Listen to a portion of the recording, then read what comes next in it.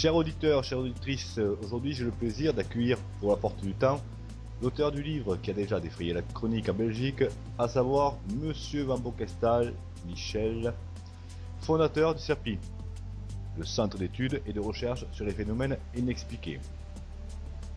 Alors bonjour Sergio et bonjour à tous les amis français ou d'ailleurs. Donc tu as écrit ton premier livre sur les phénomènes inexpliqués en Belgique. Une première question qui me vient à l'esprit, pourquoi avoir écrit un livre sur des phénomènes sur un an dans un si petit pays? Est-ce que le nombre de phénomènes n'est pas justement tout aussi limité? Ah, en fait c'est une très bonne question. Beaucoup de gens de par le monde s'imaginent, assez logiquement d'ailleurs, que si le pays est petit, il ne doit forcément présenter que peu de phénomènes. Or, il s'agit d'une erreur fondamentale, parce que le nombre de phénomènes ou de problématiques relatives à l'inexpliqué est en fait inversement proportionnel à l'exiguïté du territoire.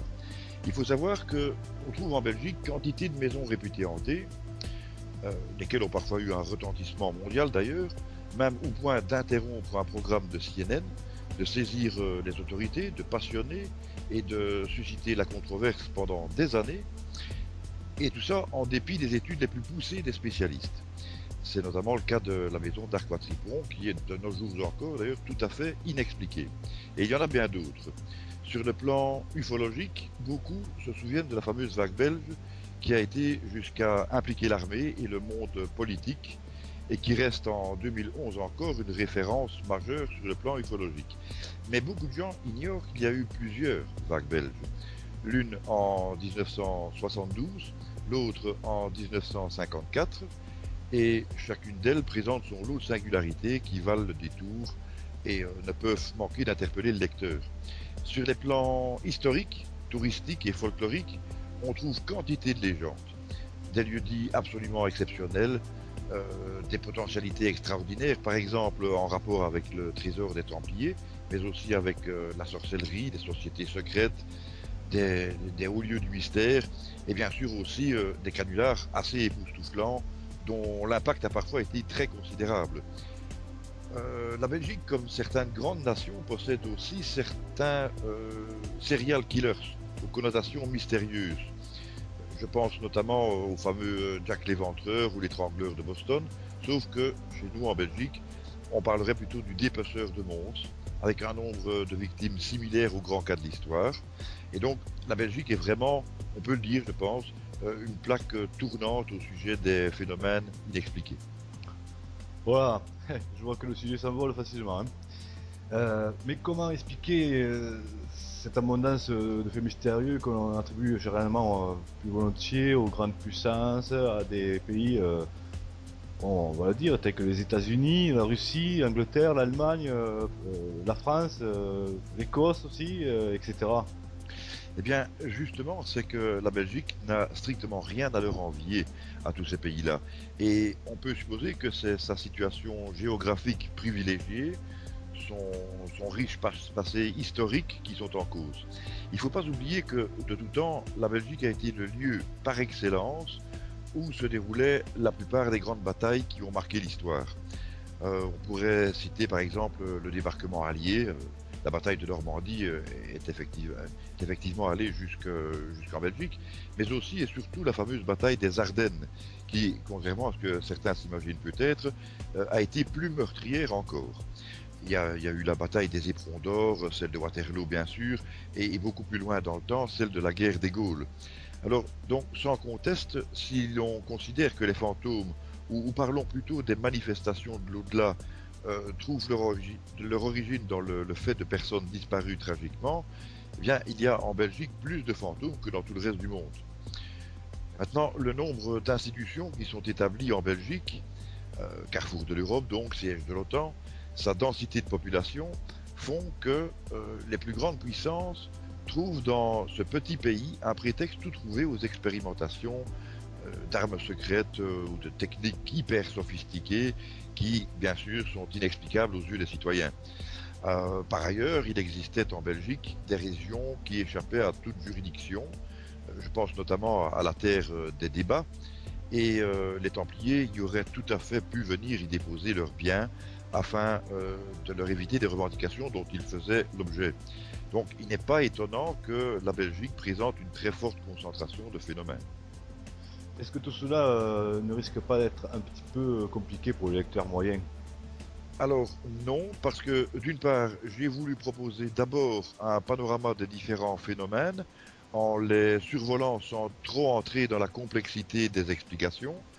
J'ai voulu que ce soit accessible à tout le monde. Et pour cela, justement pour toucher un vaste lectorat, j'ai pris en considération le fait que tout le monde ne sort pas forcément de l'université, mais que chacun devait pouvoir y trouver son compte et son plaisir par une lecture aussi facile que possible. Et alors, pour couronner le tout, j'ai évidemment ajouté des traits d'humour dont le Serpi a un petit peu le secret, sinon le privilège, pour agrémenter l'ouvrage et, disons, rendre les choses plus conviviales. Oui, l'humour c'est important, c'est bien dans un livre. Et après, autrement, tout est authentique dans ce livre? Alors là, justement, tout est absolument authentique dans ce livre, mais il faut quand même faire quelques petites précisions. Euh, L'authenticité dans ce livre est donc générale, comme je viens de le dire. C'est ce qui en fait d'ailleurs aussi son attrait. Le lecteur peut d'ailleurs à tout moment se dire que ce qu'il a entre les mains correspond à une réalité expérimentée sur le terrain.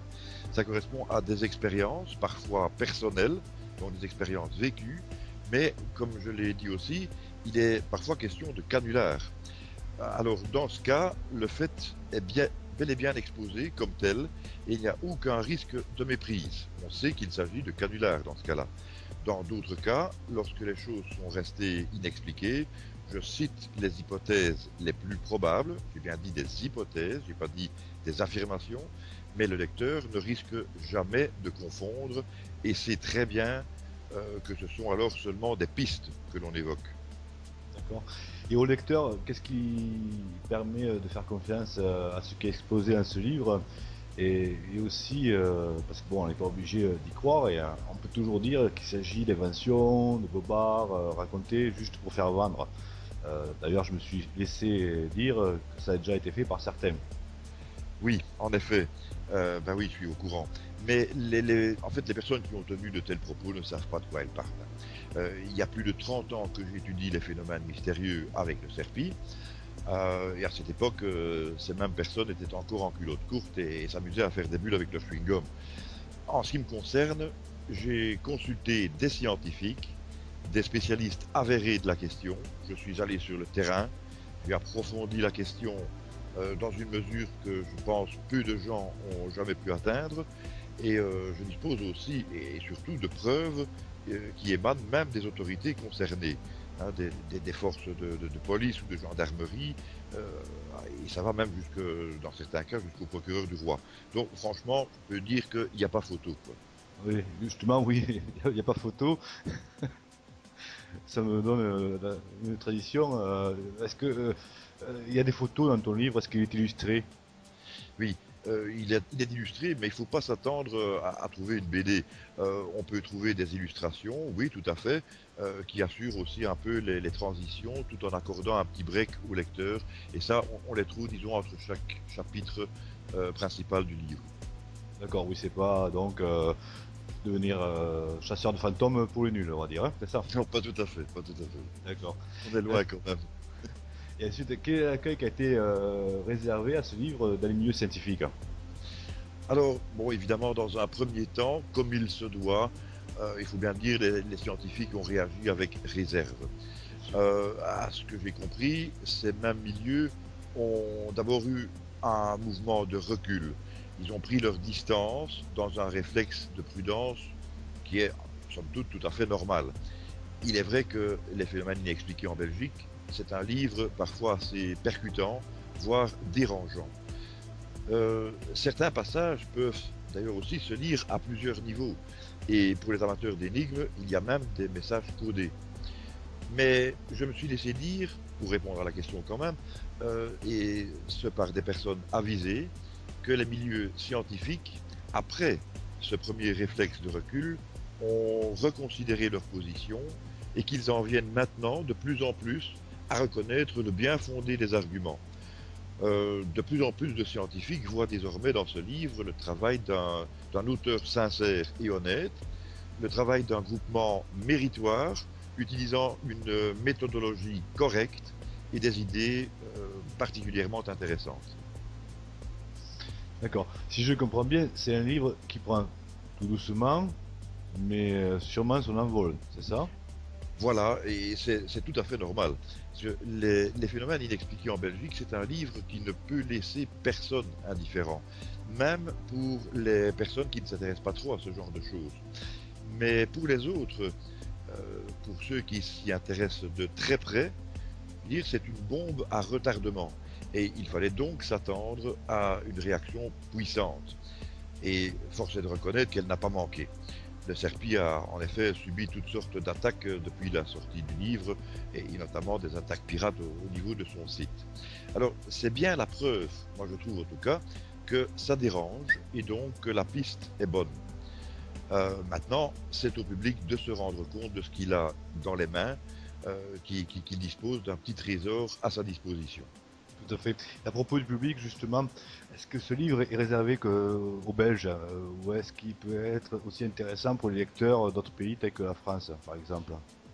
Alors, bien sûr que non, faut pas se leurrer. Le livre a à ce titre les phénomènes inexpliqués en Belgique, mais on n'a pas du tout oublié les Français.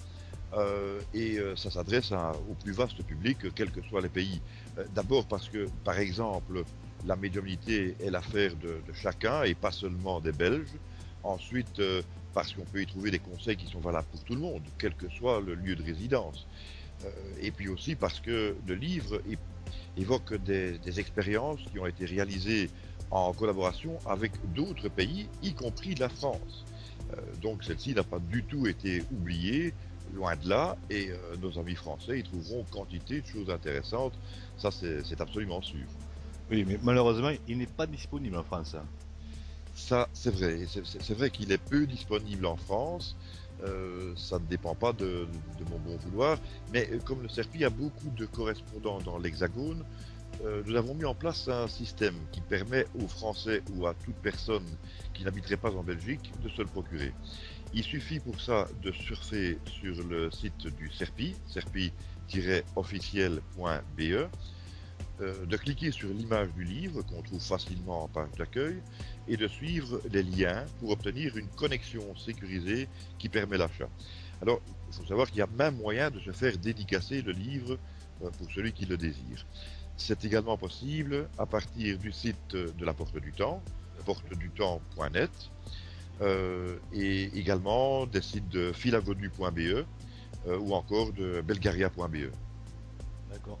Quelques questions éclairs pour terminer? Voilà, si tu veux. Ah, donc. Alors, ce livre est-il un livre du Serpi? Alors non, en fait c'est mon livre, mais j'y traite de certains grands dossiers du Serpi. Une preuve de qualité du livre? Oui, eh bien c'est une maison d'édition qui m'a proposé un contrat, et c'est pas moi qui ai dû sonner aux portes des maisons d'édition comme ça arrive à la plupart des nouveaux auteurs. Ainsi donc, ça veut dire que l'éditeur avait donc déjà pu juger de la qualité des textes. Et ça me paraît quand même assez probant. Ce sera le seul ou il y en aura d'autres?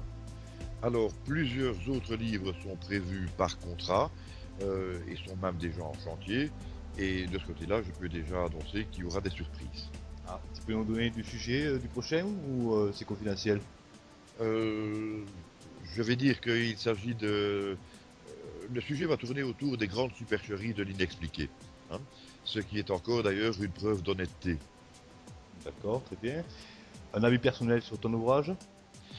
Oui, ça c'est normalement c'est pas à moi de le faire, mais je dirais que bon, si je devais donner un avis personnel sur mon ouvrage, je dirais mission accomplie et le lecteur en a pour son argent. Le même genre de question, une autocritique? Oui, ça c'est facile, j'ai conscience de ne pas être parfait et d'ailleurs je n'ai pas du tout cette prétention. Pour les futurs lecteurs, le gros avantage de ce livre? Sans doute son utilité auprès du plus grand nombre afin d'ouvrir les yeux de la population qui en a bien besoin, il faut bien le dire. Donc, Les phénomènes inexpliqués en Belgique, donc ton livre, est-ce que tu peux nous dire un mot sur son tirage? Oui, alors là, j'en suis pleinement satisfait, hein. C'est un très gros tirage, en tout cas bien supérieur à celui des premiers ouvrages de certains grands noms du domaine. Donc, on peut déjà considérer ça comme étant déjà une performance. D'accord. Alors, un petit rappel de caractéristiques du livre? Oui, alors donc, ben, rappelons-le, les phénomènes inexpliqués en Belgique, donc les grands dossiers du CERPI, par moi-même, Michel Van Mogestal, aux éditions Jourdan, édition de l'Arbre, collection Obscuria.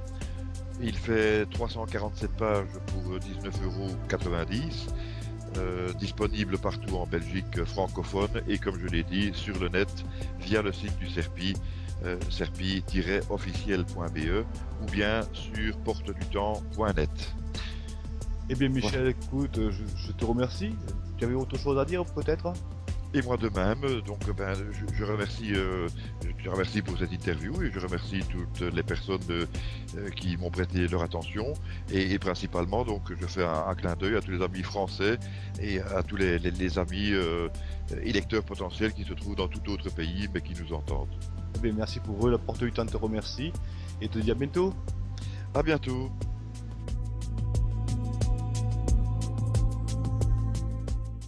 Pas de quoi elle parle. Il y a plus de 30 ans que j'étudie les phénomènes mystérieux avec le CERPI. Et à cette époque, ces mêmes personnes étaient encore en culotte courte et s'amusaient à faire des bulles avec leur chewing-gum. En ce qui me concerne, j'ai consulté des scientifiques, des spécialistes avérés de la question. Je suis allé sur le terrain, j'ai approfondi la question dans une mesure que je pense peu de gens ont jamais pu atteindre. Et je dispose aussi et surtout de preuves qui émanent même des autorités concernées, hein, des forces de police ou de gendarmerie, et ça va même dans certains cas, jusqu'au procureur du roi. Donc franchement, je peux dire qu'il n'y a pas photo, quoi. Oui, justement, oui, il n'y a pas photo.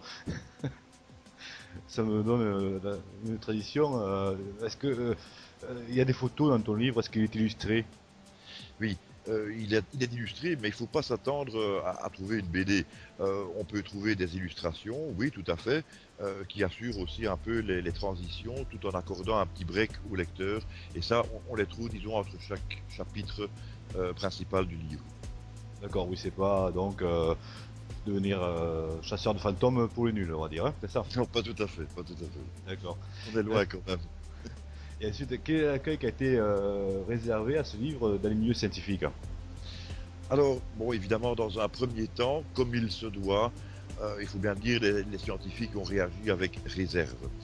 À ce que j'ai compris, ces mêmes milieux ont d'abord eu un mouvement de recul. Ils ont pris leur distance dans un réflexe de prudence qui est, somme toute, tout à fait normal. Il est vrai que Les phénomènes inexpliqués en Belgique, c'est un livre parfois assez percutant, voire dérangeant. Certains passages peuvent d'ailleurs aussi se lire à plusieurs niveaux. Et pour les amateurs d'énigmes, il y a même des messages codés. Mais je me suis laissé dire, pour répondre à la question quand même, et ce par des personnes avisées, que les milieux scientifiques, après ce premier réflexe de recul, ont reconsidéré leur position et qu'ils en viennent maintenant de plus en plus à reconnaître le bien fondé des arguments. De plus en plus de scientifiques voient désormais dans ce livre le travail d'un auteur sincère et honnête, le travail d'un groupement méritoire, utilisant une méthodologie correcte et des idées particulièrement intéressantes.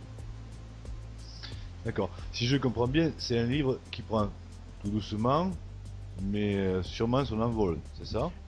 Voilà, et c'est tout à fait normal. Parce que les phénomènes inexpliqués en Belgique, c'est un livre qui ne peut laisser personne indifférent, même pour les personnes qui ne s'intéressent pas trop à ce genre de choses. Mais pour les autres, s'il que possible, et alors pour couronner le tout, j'ai évidemment ajouté des traits d'humour dont le Serpi a un petit peu le secret, sinon le privilège, pour agrémenter l'ouvrage et, disons, rendre les choses plus conviviales. Oui, l'humour c'est important, c'est bien dans un livre. Et après, autrement, tout est authentique dans ce livre? Alors là, justement, tout est absolument authentique dans ce livre, mais il faut quand même faire quelques petites précisions. Euh, L'authenticité dans ce livre est donc générale, comme je viens de le dire.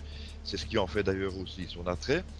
Le lecteur peut d'ailleurs à tout moment se dire que ce qu'il a entre les mains correspond à une réalité expérimentée sur le terrain. Ça correspond à des expériences, parfois personnelles, donc des expériences vécues, mais comme je l'ai dit aussi, il est parfois question de canular.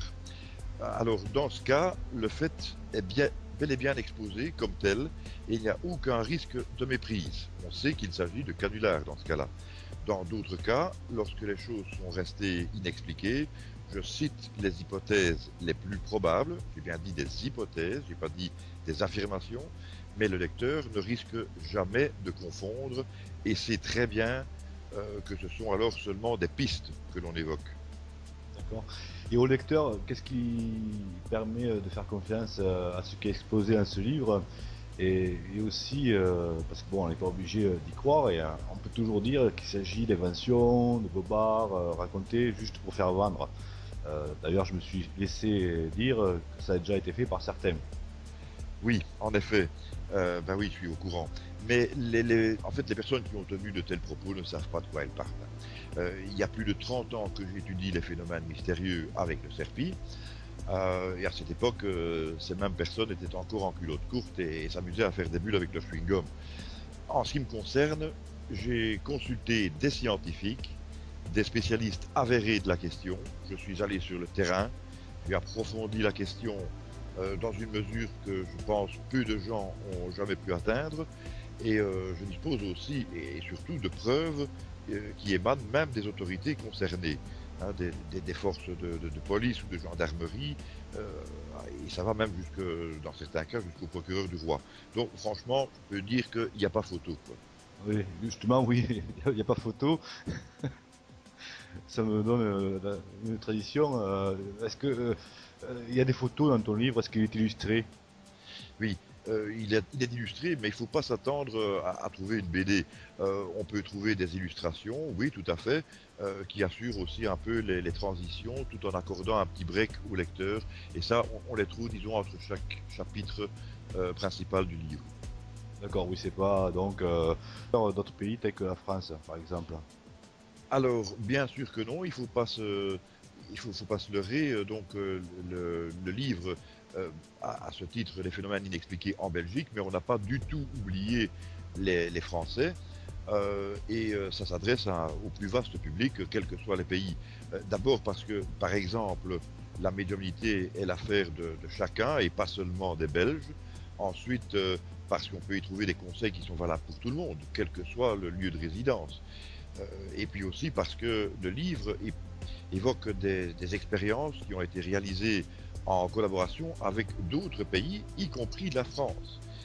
Donc celle-ci n'a pas du tout été oubliée, loin de là, et nos amis français y trouveront quantité de choses intéressantes, ça c'est absolument sûr. Oui, mais malheureusement, il n'est pas disponible en France. Ça, c'est vrai. C'est vrai qu'il est peu disponible en France.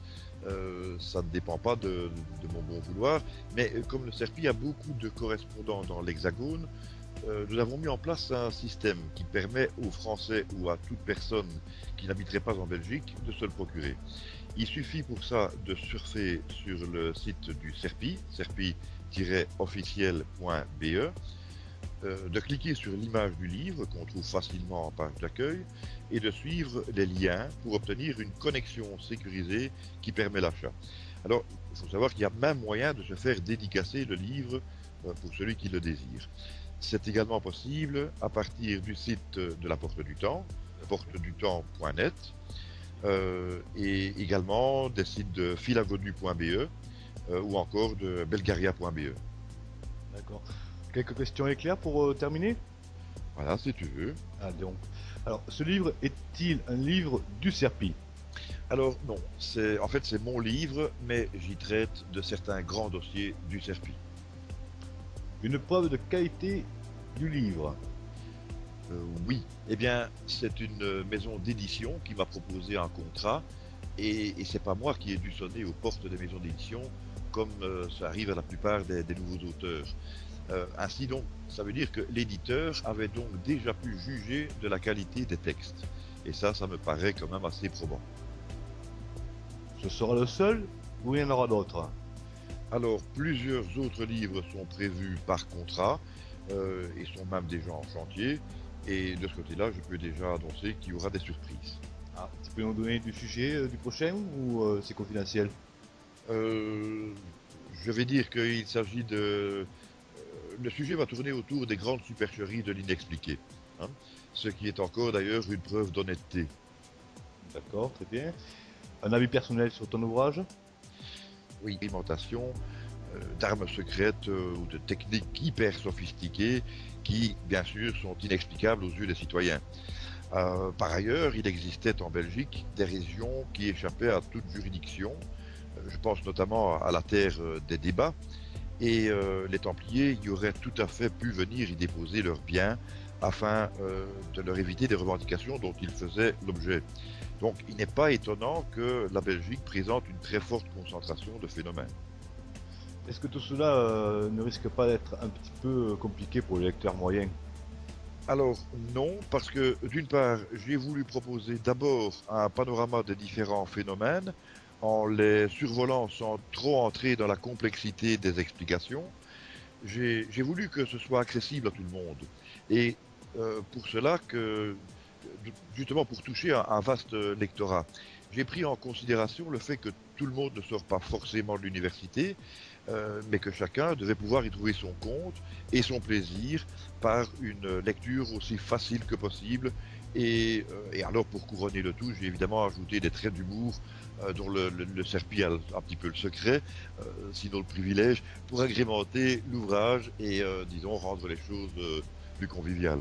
Oui, l'humour c'est important, c'est bien. C'est un livre. Et après, autrement, tout est authentique dans ce livre?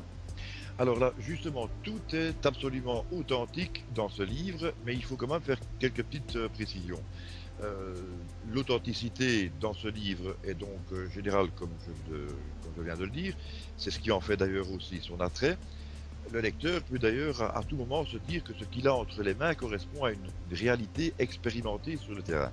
Ça correspond à des expériences, parfois personnelles, donc des expériences vécues, mais comme je l'ai dit aussi, il est parfois question de canular. Alors dans ce cas, le fait est bel et bien exposé comme tel et il n'y a aucun risque de méprise. On sait qu'il s'agit de canular dans ce cas-là. Dans d'autres cas, lorsque les choses sont restées inexpliquées, je cite les hypothèses les plus probables, j'ai bien dit des hypothèses, j'ai pas dit des affirmations, mais le lecteur ne risque jamais de confondre et sait très bien que ce sont alors seulement des pistes que l'on évoque. D'accord. Et au lecteur, qu'est-ce qui permet de faire confiance à ce qui est exposé dans ce livre? Et aussi, parce que bon, on n'est pas obligé d'y croire, et on peut toujours dire qu'il s'agit d'inventions, de bobards racontés juste pour faire vendre. D'ailleurs, je me suis laissé dire que ça a déjà été fait par certains. Oui, en effet. Ben oui, je suis au courant. Mais en fait, les personnes qui ont tenu de tels propos ne savent pas de quoi elles parlent. Il y a plus de 30 ans que j'étudie les phénomènes mystérieux avec le Serpi.